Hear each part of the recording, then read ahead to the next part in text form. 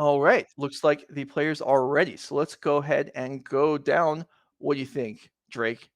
Should we start with Pioneer? I Yeah, think let's we should start start with with Pioneer. Pioneer. I All think right. we should. So you can see on the team on the left, we have Joseph Bernal, Andrew Tenjum, and Matthew Hoey. That is a powerhouse team going back to the history of Nerd Rage Gaming. On the right, Mason, Grode, Brinson, Kenton, and Matthew Wickesberg. So is it Delver versus Golgari where we're kicking things off? Absolutely. And, I don't know if, I don't know the Izzet Delver context here. It looks like we might be a blue-white control strategy here on the left. We got a Yorion as the pregame reveal. Going to be a hollowed fountain played in passing of the turn with the Oath of Nissa on turn one. Now a Mhm. little bit off screen. Have to Yep. wonder if this is a mono green strategy, but then there's a Temple Garden tapped as the follow up with an Elvish Mystic. So I imagine in a lot of these spots, you got to be pretty excited as the blue white control player seeing some green creatures at the table. I mean, look at the Supreme Verdict sitting in Bernal's hand. You have to be licking your chops to cast that one, I imagine. Yeah, I would think. I mean, Supreme Verdict's either going to be worthless or great. And even though these decks get going fairly quickly, and okay, it's nice to pick off as we see a Kiora there get nailed by Dovin's veto. So stop this card advantage nonsense, says Joseph Bernal. Bernal seems to gravitate towards blue white control in the, can we say, lesser powered formats. Modern and Pioneer has been playing and actually winning quite a bit with Izzet Delver in Legacy. I believe he won our last Legacy trial. And yeah, we'll see. Apologies for the archetypes being incorrect there. This is Nerd Rage Gaming. This is round one. Things do not always work out exactly as we planned. Little instep omen, get a little instant speed use of mana there. Yeah, no, like you said, we do see Bernal like gravitate towards control decks. He seems to be very partial to some blue and white cards, as we see. Plenty of players are into that kind of stuff. And I have to admit, I like to get my hands dirty with a blue white control deck every now and again. There's a lot of really powerful options as we see Supreme Verdict go ahead and take out two elves. Supreme Verdict can usually a 2-for-1 against these creature matchups, and we do see Mason consistently missing land drops just to play these mana creatures, so it is a really prime opportunity to go ahead and get those off the table as soon as possible. And if Bernal has access to land 5 here, we could see a Teferi pick off the last threat on the table, and then Bernal is going to be in a really commanding position as Mason really hasn't been able to develop his mana the way he wants to in this game.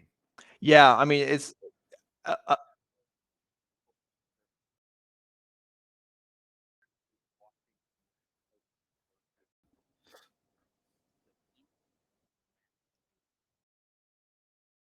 okay. So we'll go ahead and always throwing these curveballs. Okay, so the issue is that we have the wrong match highlighted, so maybe we can get that cleaned up. So we're actually watching. Yeah, something didn't look right here. We're actually watching the bottom match on the screen: Matthew Hoey versus Matthew Wickesberg. So the archetypes are correct. We just have the wrong match highlighted. So you can just shift your eyes downward a couple inches, you will see the correct matchups there. And you do see the Teferi hero that Drake was calling for, and there we have it corrected now. Okay, so Well, it makes sense. It's Bernal's cards, right? We're looking at yes, Japanese right, blue-eye control cards. Come on, come on. yeah, You can tell me you didn't borrow some cards from Bernal. Get out of here. Yeah, okay, absolutely. Once again, this Teferi coming down, it's really, really attractive to go ahead and roll that down tick and just really prevent Matthew from developing his mana enough to actually participate in this game. If you can go ahead and basically make it to where Matthew has no play on the following turn, you get to untap with an unchecked Teferi. I mean, that's exactly the situation Blue Control is looking for. That's literally where they're trying to navigate almost every game they play. As here comes a land off the top, we'll see what Matthew has with 3 mana available to him on this turn. yeah. So I'm pretty sure the plan with these decks with elves and such, the idea is to play a couple lands and a couple elves and then ramp to like 5 mana early. It's not to stop playing lands and then be in the same place you would be otherwise, just with vulnerable land drops on the board. As a hardcast Shark Typhoon on the board for Matthew Hoey, styling a little bit here in game 1 of the event. Was that And on your checklist card there? The hard cash shark typhoon. see, Drake Sasser, we forgive your inexperience. Shark Typhoon, not a Streets of New Capenna card. We apologize to the viewers for Drake's lack of knowledge. Don't worry, I'll make up for it as the day goes along.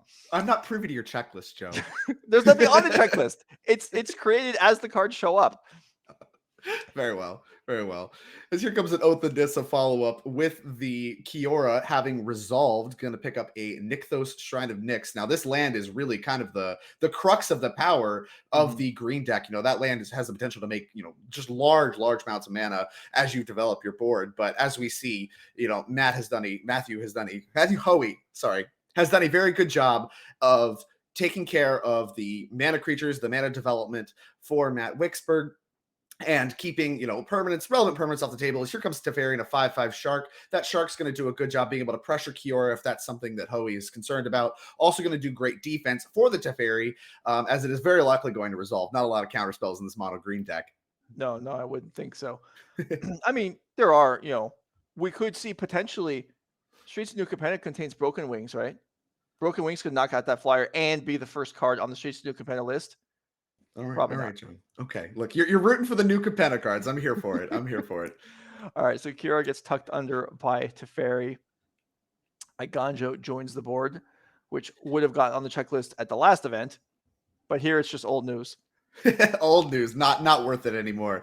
As we'll see what Matt Wickesberg can assemble to get back into this game. A shark defending the Teferi and a shark typhoon that threatens to continually make sharks every single turn that Hoey plays a non-creature spell is kind of hard to come back from. It's hard to see a line, but the green deck does have a lot of powerful options available as they have navigated towards some deck building, kind of like a combo deck. You see a lot more of the planeswalkers. We see Kiora, we see Nissa, and then sometimes you even see cards like Storm the Festival that can represent, mana advantage and card advantage. And those are the kinds of cards that we're going to see Wickesberg really need to resolve in order to claw their way back into this game. Yeah, I mean, that's a powerful card, being able to get a couple, 5 or less. 5's a pretty big.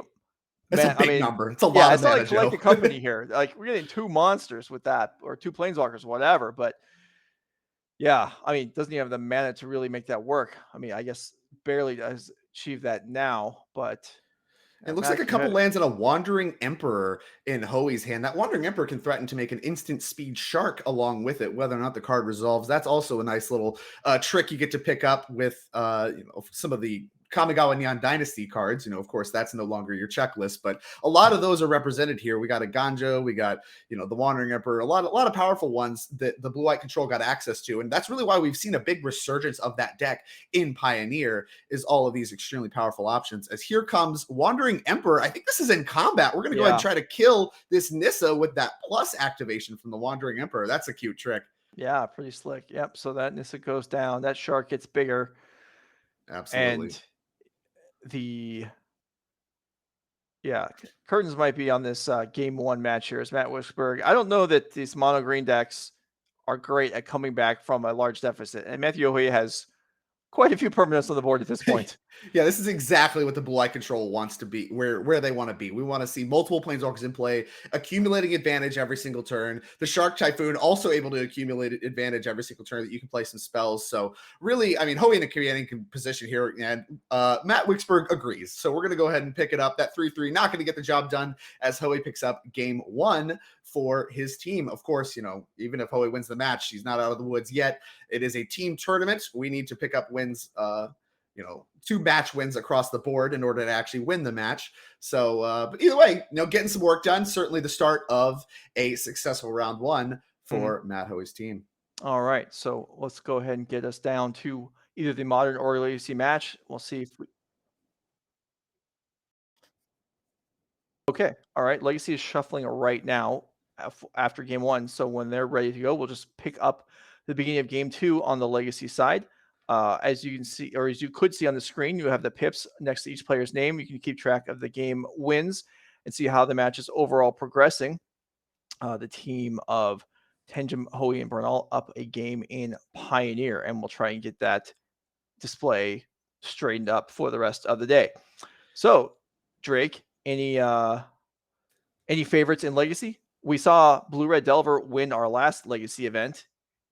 That sounds like you. That sounds like Yeah, oh that's yeah, in your that's very alley. much me, Joe. Come on, Yeah. you have to know. I am the kind of guy that I'm going to cast Expressive Iteration until they rip it from my cold dead hands, Joe. I'm very much an Izzet mage at heart. I know we met, very much through Legacy. I think a lot Yeah. of our origin story as a duo comes from that space. So I imagine that you still have some favorites in the format as well. But Izzet Delver, whether or not it's the best deck in the format, can be up for contention, maybe not. But it's always going to be the thing I'm going to gravitate towards because I'm trying to cast some Expressive Iterations. But what you like in the format? Well, so certainly in the last, I don't know, during the pandemic era, as paper events sort of fell out of existence, my focus became less on winning and more on, well, it became winning the way I want to win. Fair enough. So I've been playing my Food Chain Goblins deck. I have not played it recently. I have not updated. I've seen some Goblin decks, even in Legacy, playing Fable of the Mirror Breaker, Ooh, which that makes goblins. I could see that. I have not Okay. tried it myself yet, but I may, when I dabble in the format again, I may have to experiment with that. As we see now, okay, well, we still the archetypes wrong, I believe. I mean, maybe Mason is playing. I mean, is it Delver versus Golgari, which we saw originally. So I believe that is what we are seeing here as, Yeah. Bernal, the Is it Delver player, and Grode, of course, going to be playing some Golgari. I have to imagine Golgari is some flavor of Depth's deck as we Mhm. see a turn one Elvish Reclaimer get Force of Willed and then a Wasteland follow-up. This is kind of some of the power of the Delver deck, being able to just stop whatever your first play is with no mana and then try to take your land off the board. And a Wasteland from Grode kind of signals that you may not have any color-producing mana sources here. That's a rough spot to be in. Is a Bernal going back to his normal shenanigans here with Is it Delver in Legacy? We'll see if he's incorporated Ledger Shredder or any other new cards. And yeah, okay, so here's the Dark Depths, and you nailed that one. No colored mana for Mason. Yeah, absolutely. And Wasteland Dark Depths, there's a little bit of a combination going on with some colorless producing lands in this deck, but this is not that combination. We're looking for Thespian stages and the like, as Mhm. Bernal is going to pick up a Dragon's Rage Channeler, does have a second land, so not so worried about Wasteland, but we do look and see a Murktide region, it looks like, maybe Brazen Borrow among the bunch. Brazen Borrow were actually quite good in this matchup, being able to return a 2020 Merit Lage token to hand. After one has been made. And I think this, once again, this is Sideboard Games. Bernal already knows what's up. I think that is kind of what is on his radar, is being able to threaten that should a fast 2020 be made. So we see a basic fetched here and a Volcanic Island as the second land fetched. And we'll see how Bernal wants to sequence this turn. Looks like an expressive iteration. I believe land's already been played. So unless we find a bobble, this is just kind of an anticipate, probably just trying to cast it before we get wastelanded here. Yeah, we're going to go ahead and put a land into exile and probably put that land into hand in case he gets wastelanded. So some reasonable sequencing here. Try to make sure that you don't get cut off mana yourself, as that is something that Grode can threaten as we go back to his turn. And Bog is the pickup. Interesting that Bernal had been a champion of Young Pyromancer in the past, and then I believe did not play it last time out, and it has returned. So You like Young fluctuations in Pyromancer in and the deck, out Joe? of the deck list. And yeah, boy, Mason, I mean, green mana, let's go.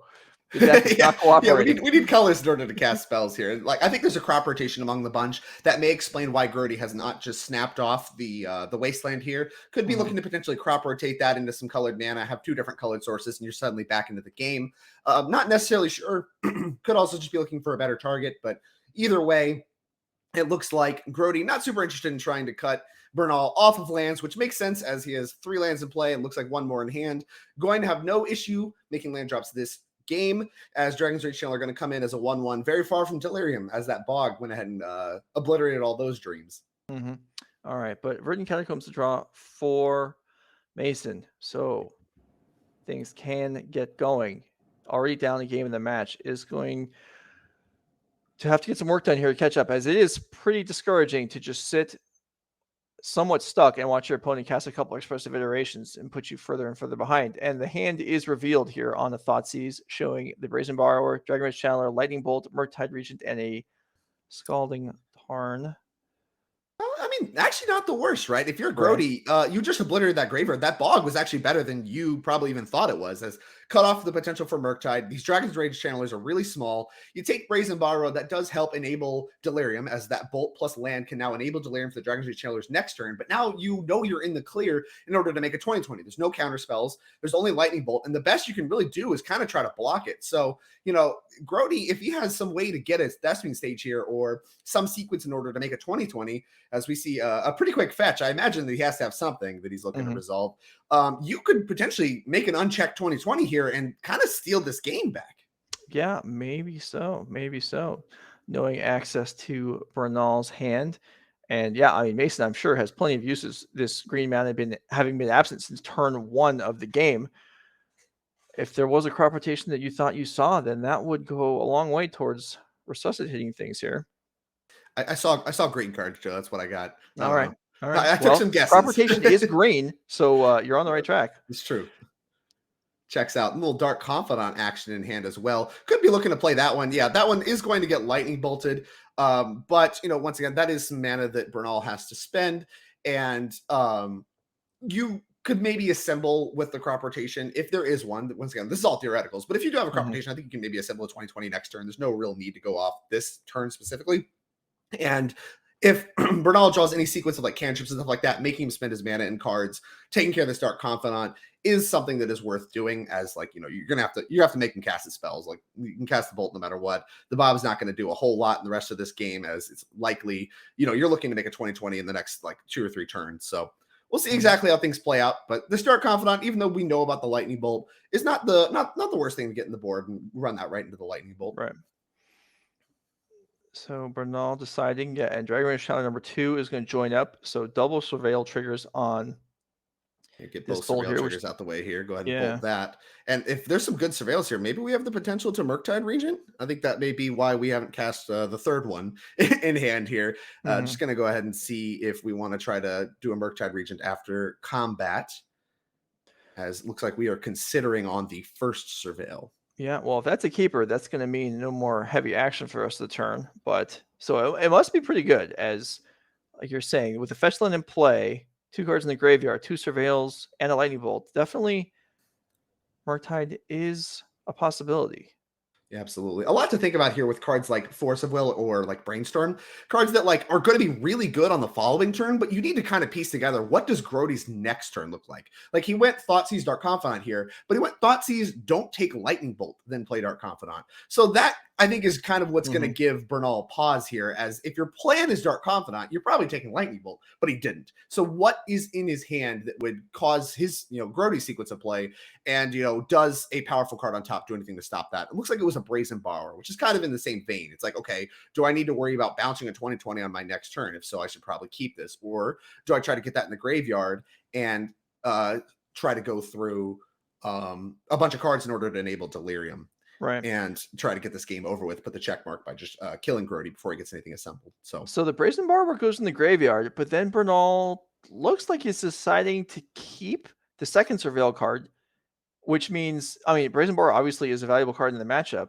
The next card down, also a valuable card, as it's going to, he's torn on what to do here. Yeah, it looks like we might be doing some amount of either consulting himself, consulting his team, whatever. I mean, this is a critical turn. It looks like there's not a lot going on. Looks like he's just moving cards around, but the way he sequences this turn kind of dictates his plan for the rest of this game, which may only last a turn cycle, or it could get kind of grindy if, there's a couple of removal spells played and maybe there's a thing that's blocked that needs to be, returned or whatever. There could be an exchanging of resources to where we're back in top decking mode, and the decisions made on this turn are going to be the ones you go back and look at and say, okay, well, what went wrong? What went right? So definitely worth considering, definitely worth kind of deciding on what your plan to win this game is. And it looks like we elected to go ahead and keep that as Dark Confidant goes to the graveyard. Once again, these Dragon's Rage channelers, not yet delirious, but that fetch land does represent the ability to make them delirious at instant speed. And we're going to go ahead and snap that off now prior to combat. So the one that can attack is going to be required to do so. So that second Surveil card, Joseph Bernal chose to keep it in the deck, but not necessarily to draw it into his hand. So this was. What if it was Volcanic Island? There maybe would have been some argument for fetching before everything got started, but here is Murktide regardless. Yep, Murktide And Regent could go and obliterate the graveyard, and that is after combat. So we have attacked for 3, knocked Grody down to 14. Murktide Regent, the follow-up, that is going to be a 5/5. Not as large as we normally see, but still a respectable threat nonetheless, as we see a 2-turn clock presented on the table. mhm. Now those Dragon Challengers now small fries, and Mason giving some thought. Yeah, this is a big turn for Mason. Yeah, Of course, you're on a it 2-turn clock. You kind of wrestled your way back into this game after kind of battling some mana problems, as is very emblematic of the Delver deck, being able to constrict your mana and then put a clock on you. But once again, Mason drawn out of it a little bit. The Bog bought some time, and of course, we had a Thoughtseize to interact with the Brazen Borrower. And now it's kind of the action turn. This is a big turn for Mason, so we'll see exactly what he decides to do. mhm. I mean, a player stuck on mana with 3 land in play. What have we come to here? This I is mean, look, when you put so many utility lands in your yeah. deck, Joe, this is just the price you pay. Not all your lands can be all stars. I don't Sometimes know, man. I feel like in this depth deck, I think the lands that tap for green and black are the utility lands.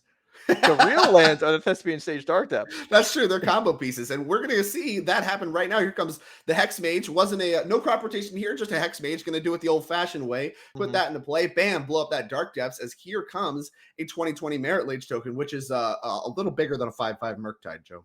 It's a little bit bigger. Yeah, a little bit. And with That's a 2 Brazen problem. Borrowers in exile, Joseph Bernal is probably going to be a little shy in ways to deal with this. Yeah, with 2 Brazen Borrowers, yeah, like you said, gone. And of course, those were cards that Bernal spent quite a bit of time thinking about and decided, okay, well, I need to get some pressure going. Well, surprise, here's a 2020. Hope you have a follow-up answer to that. Is that Submerge as the Oh, draw? wow. Are you Yeah. joking? It was Never didn't have bang. it. Joe never did not have it. And that's with 3 surveil triggers. I mean, we're not going to see back to Wow. Delirium immediately, right? That would be unreasonable. That would be absolutely not. Never There's gonna need to one. block that Land one. hits it. Creature. Creature, Oh okay. no. Can we get one more? Any sorceries in chat? Oh no. All right. A modest 3 types on 1 spell, I guess. I Wow, mean, what a draw step. for Mason's, for fans of Mason Grode, I mean, Bernal is out of cards. So he's got that far going for him as a tech comes in here for half of Mason's life total. Crash for Bernal's 7. like, Look, you Bernal's need pretty this. excited. He's like, I did it. You have Achievement damnation. unlocked. You can't even cast Damnation. There's not even 4 mana available. Yeah, that doesn't make mana, Joe. Absolutely not. But I mean, we could represent another 2020 here. We're joking a lot about, wow, that was a really good draw step. Bernal in a really commanding position now. But I mean, the power of this Golgari deck is we could see another 2020 interplay on this turn. And then Yeah. suddenly Bernal's kind of in the same spot where he needs to enable Delirium and kill Mason right away, or you're dead. Right. That's it. Right. That's true enough. So Mason's sitting there either trying to figure out how he can win the game or just trying to figure out how Bernal actually managed to get the best of him there with that Submerge. Yeah, probably best card in the deck if I had to guess. You couldn't Vampiric to it better than that. That's some good stuff right there. Of course, after it's so funny too. After the early Wasteland, taking the Bayou off the table, Mason had to fetch up another Bayou, which is the only reason you can even cast Submerge for free, as there's now a single forest in play. So it's just literally the way we drew it up. Honestly, you really can't draw it up better than that at all. It's a thing of beauty. As here comes 3 mana. It looks like another Hex Mage among the cards here. Toxic Deluge? Whoa. Wow, what a great card here. I'll For pay 5? 5 life. Yeah. Thank you very much. Yeah. You got okay. I have a lightning bolt on top of my library. You paid 5 life. You are dead, my friend. Wow. Bernal just had everything covered there. That was pretty wild, and that is going to wrap up the legacy portion of the match as Joseph Bernal defeats Mason Grode. But Mason Bernal, can get bailed out by. He's just like, oh wow. Yeah. Actual perfect. And Bernal's sitting there recounting what happened just for Mason's benefit. He's like, hey, can you believe that I just crushed you like this? Wow. Can you believe I literally just had it all and just made decisions, whatever, to put all the cards that kill the Merit Legions in the graveyard and just drew them anyway, still have them, not a problem. And the Bolt to kill you in case you have Deluge. Come on, like I have all bases covered. Did you think you had a chance? Yeah, Absolutely. yeah, and plus, did Absolutely. you see how I shuffled before drawing the Submerge for the turn? Yeah. Remember, see how this was a completely random It draw? wasn't even like I kept it on Yeah, the I'm ponder very or lucky. anything. You're not. Good game. All right, let's go Impressive stuff. ahead. Do we have another match in action? Let's go ahead and get back down to the tables. Nobody wants to see us here. All right, back to Pioneer. Matthew Hoey with Azorius control against Matt Wickesberg, who, well, has a Cavalier of Thorns in play. That's bigger than anything he had last I game. don't think that's in play. It looks like a Supreme Verdict just went to the graveyard. I believe that one just went to the graveyard, and we are selecting a card to put on top. Damn it, Drake. Matt Wickesberg is doing his best here. You're right. I mean, he is doing his best. I mean, it looks like Yeah. we have quite a bit of mana this game, which is a stark contrast from the previous game we saw. And the two portable holes suggest that Hoey had a little bit of early removal for some of the mana creatures, as is, ideal in this matchup. A little Teferi action, but a Planeswalker of Wicksburg's own on top of the library could grab something like a Pithing Needle and just put us back at parity here. Yeah. Yeah, that would work if Matt had a land and He does. Matthew didn't have a Dovin's Veto. However, that's not the world we live in. As here's a Dovin's Veto. Dovin's Veto, an interesting one to see in the sideboard games against the mono green deck. Shows a lot of respect for the non-creature spells that do exist. And that makes some sense, right? When you have a deck that has a lot of early removal and some sweepers, it's fine when you're 80-card deck to have a couple counter spells for the powerful non-creature spells. But it does seem a little silly on paper when you're talking about a creature deck that has like 8 to 12 non-creature spells in it that you actually are worried about at most. And you have but they're all good ones, right? I mean, exactly. They're very good in the matchup. Planeswalkers are scary for control decks. They provide advantage every single turn. That's what Matt's worried about, and that's what Matthew's worried about, and that's what Matt has access to. But at the moment, it's just all Matthew Hoey here. And with his team already up a match, Tenjum is down the game in Modern, but that may not even matter. Yeah, don't need you, Tenjum. We got this covered. As it looks like that was a quick tapping of mayonnaise. Here's a Karn follow-up. I have to imagine that is a Jwari disruption, which would be especially brutal in this particular spot, as Nykthos being legendary means you do not have your fifth land anymore, as that one goes to the graveyard. That is rough. Jwari disruption on turn 2, turn 3. I'm like, yeah, okay, what were you gonna do? Right. On like turn 8, it's pretty discouraging. Not feel good on your 4-mana spell on turn 8, Joe. That's pretty brutal. And here comes Teferi ticking up to 7 here, kind of beginning to threaten lethal. And we're gonna buy Yorin in order to use our mana for our Teferi on tap. Got to make sure we make every single play, use our mana to the best of our ability. See if we have a big draw step here from Wickesberg. Gonna need to get the Teferi off the table first and foremost. Looks like a quick passing of the turn and maybe a flashback memory deluge. That's a pretty good one, Joe. 7 cards coming. Get to keep 2 of them. That's big time. That's dig through time right there. The whole shebang. And Matthew Hoey's like, okay, I could choose 2 cards at random and probably beat you, but I'm going to actually make choices There's a wealth anyway. of options in there as well. I would be disciplined. It's a team event. My teammate, if I chose 2 at random and then I lost, my teammates might be a little upset at me. So I'll actually put some thought into this here. Yeah, it looks like a farewell among the cards and multiple copies of Wandering Emperor and Hoey just in an absolutely commanding position. I think we would need to see something along the order of Thought Distortion. Is it Distortion? The card's like uncountable, just obliterate all your non-creature spells in order for Wickesberg to really be able to claw his way back. But we may have some tricks up his sleeve, as this match is pretty well known to be a bad one. I mean, that may not even do it. If Matt Hoey's hand got blown to shreds in Teferi Ultimate, he'd probably still be okay. He just has it covered on all angles. Gonna go ahead and grab the real card for some of the Jwari disruption stuff here. As here comes a pile of mana. Maybe Shark Typhoon again? Oh yeah. Talk to me. More sharks. The flying sharks. Maybe some Sharknado action. Untap a couple of these lands. Thank you very much. Maybe make a Wandering Emperor. Yep. Oh yeah. Still got more than enough resources to work with here. Here's a pretty quick tapping of 4 mana. Maybe 5 mana. Yeah, I see a 5th land there in the little side is Cavalier of Thorns. That does block sharks. It's Shark Typhoon you can read there. Makes some XX creatures with flying. They are sharks, kind of representative of Sharknado. Whenever you cast non-creature spell, gonna go ahead and make a shark for your troubles, equal to the amount of mana you spent.